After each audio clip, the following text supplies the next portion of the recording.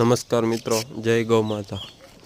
ગાય આધારિત ખેતી કઈ રીતે કરવી એની માહિતી માટેની અમારી આ યુટ્યુબ ચેનલ છે, જેનો મેન હેતુ છે કે ગાય રખડે નહીં અને ઓર્ગેનિક રીતે ઓર્ગેનિક ખાવાનું મળે।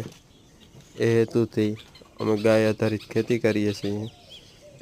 તો અમારી આ ચેનલને લાઈક, શેર અને સબસ્ક્રાઈબ કરવાનું ભૂલતા નહીં અને વિઝિટ અવશ્ય કરો અમારી આ ચેનલની, જે વિડીયો અંદર છે જ। ધન્યવાદ। જય ગૌ માતા।